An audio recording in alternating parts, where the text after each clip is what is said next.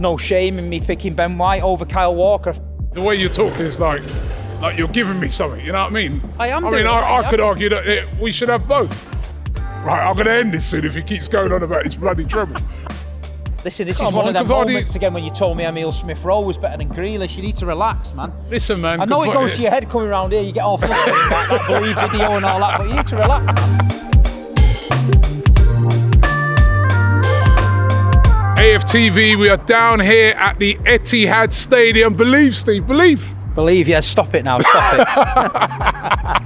I'm here with Big Steve, big Man City fan, of course.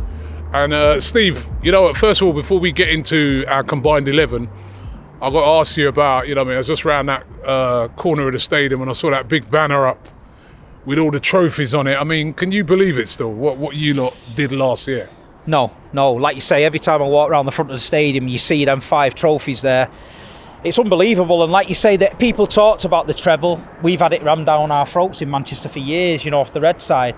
But you never really believe you could do it, and then to go and do it, I mean, it's unbelievable. And like you say, all around the stadium now, these little signs about it and that. But it's brilliant, and to be on again, still on for another treble. I forgot about that. You're still on again for another treble. A double treble. We got to keep believing, like you said last year. We got to keep believing. Oh my god! We got to stop that. No. We got that a double treble. And listen, the treble is so hard to win, and it's like unique. There's only 2 teams done it, so I'm not getting carried away. But as long as you're in there, you've got a chance, and we've seen it. It's fresh. I've seen it done, so why not? Let's go for it. All right, well, listen, what we're going to get stuck into right now ahead of the big game at the weekend, Manchester City versus Arsenal here at the Etihad, is I thought we'd do a combined 11. Yep. Now, a couple of years ago, combined 11 was probably something we'd probably skip because we were a bit of a waste of time because you just have literally 11 City players in there. Maybe Saka could get in, squeeze in, but now Saka at left back. Do you remember the left back? I remember. But now it's a pretty interesting one now. It's a pretty interesting one now because Arsenal been playing really, really well. Of course, runners up last year to you guys. A lot of people said that Arsenal, if you didn't win it last year, no chance to do it again. We're back again, currently top of the table, and we've been playing some brilliant football. So.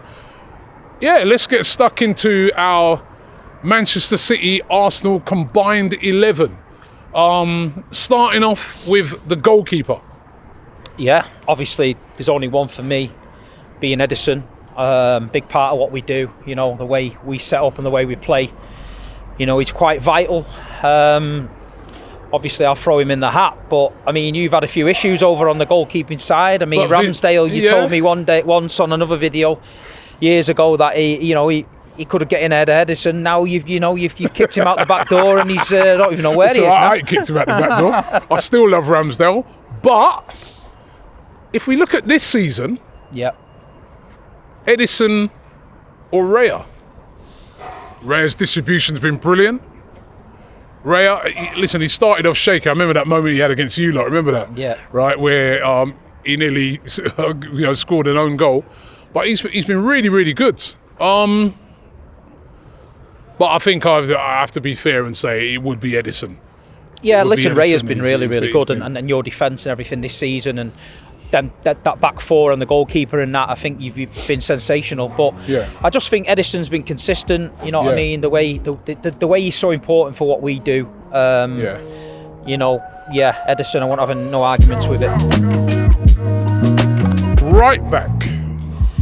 Well, obviously Kyle Walker's a great right back, but if we're going on this season, I have been impressed with Ben White. I can't lie. I do think he's had a great season, and I think there's no shame in me picking Ben White over Kyle Walker. I think Kyle's one of the best fullbacks that's ever played in the Premier League. I think this season he has sometimes, not been the best. He's been caught a couple of times. Anthony Gordon, had him a few times and that. But I think on this season, I'd say Ben edges it to me. I respect for that, because I was going to say Ben White as well this season. I agree with you. there is no doubting Kyle Walker is one of the best right backs of the Premier League era. He's won everything. He's brilliant. His pace, his the way he recovers. But this season, Ben White has been brilliant, especially since the start of this year. It's a shame that he's not in that England team. He doesn't want to be in it. And I know you had a few things to say about it. You was pretty outspoken about that, weren't you?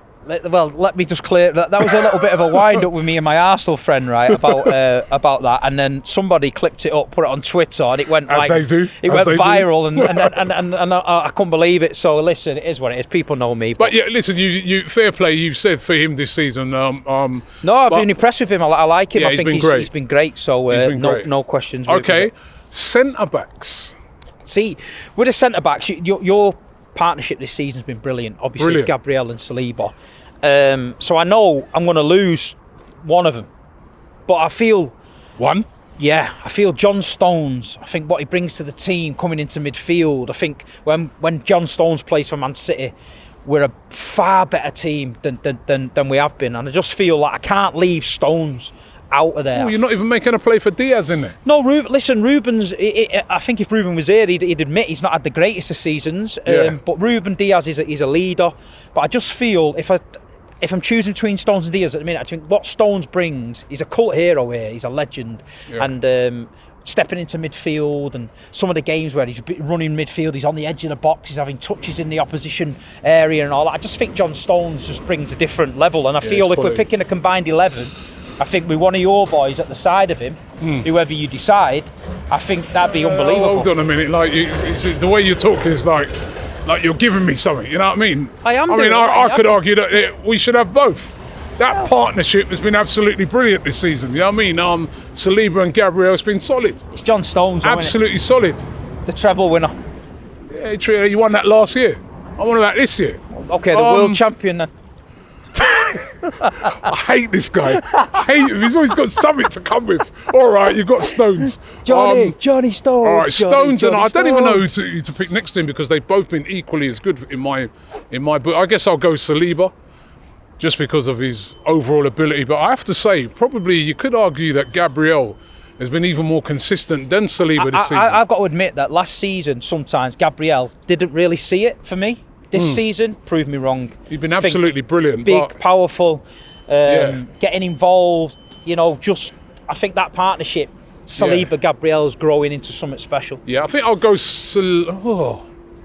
Okay, you know what? I'm going to go Gabriel because if we got the ball playing of Stones, then we need that dog, right? And that dog is Gabriel. So I'm actually going to go for Gabriel. Left back.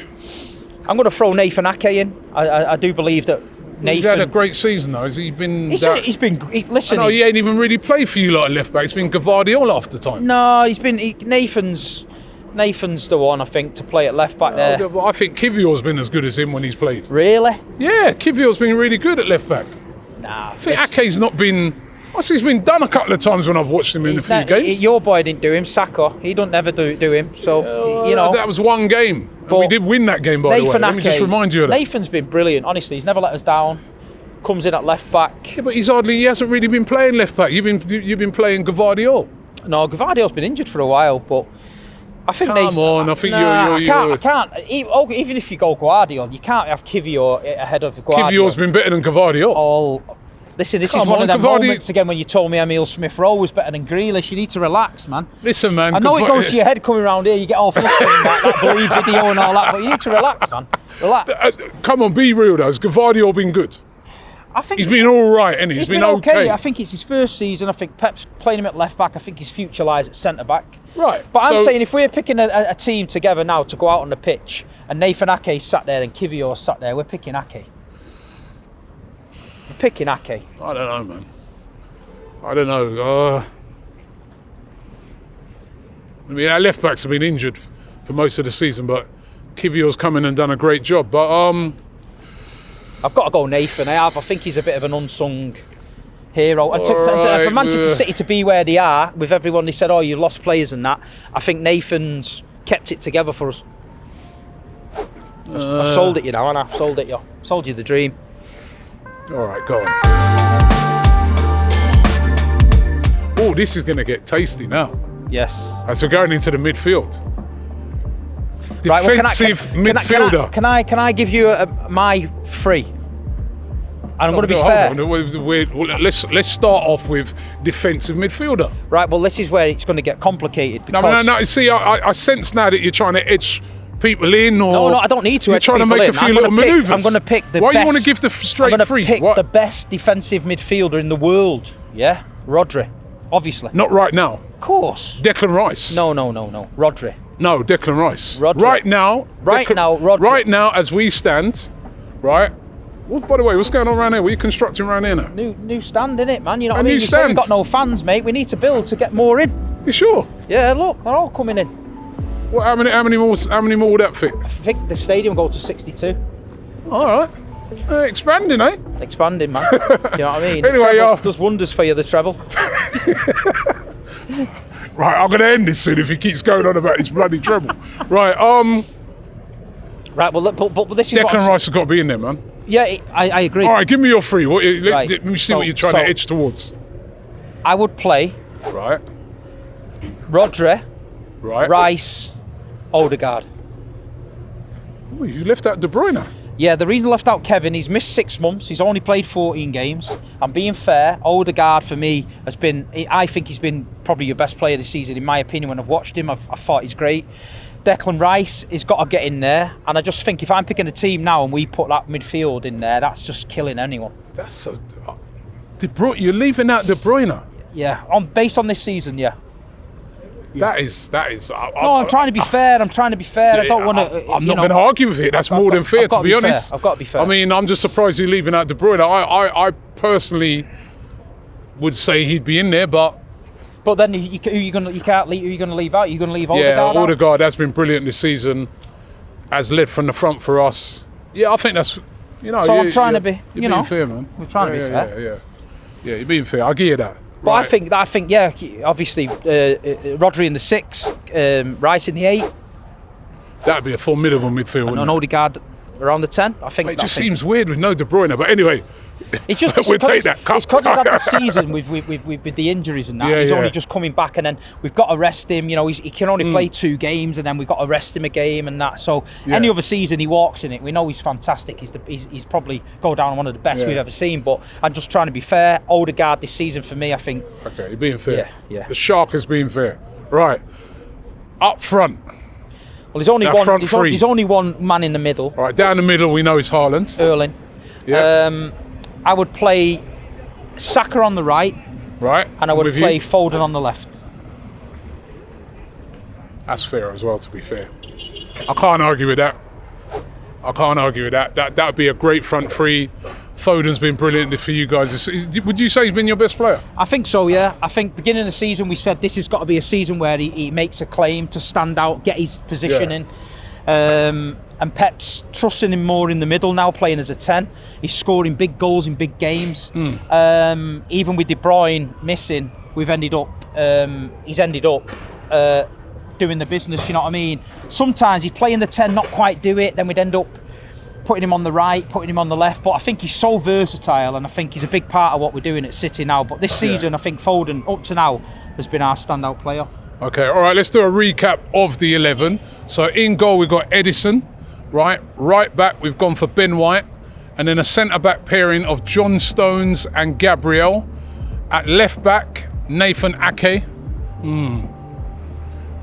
Nathan Ake, right? Midfield of Rodri, Declan Rice and Ødegaard. And up front, we got Saka on the right, Foden on the left, and down the middle, Erling Haaland. And that would be a formidable team. And we're really looking forward to the game. Don't forget, it's this week, Sunday, right here at the Etihad Stadium, as you can see behind us. Home of the treble winners. Quintuple. Oh my God. 1-5. Quintuple, 1-5. Don't let him drop 2 trophies out like we didn't win them. 1-5. I really want to smash these lot. Please, come on, believe.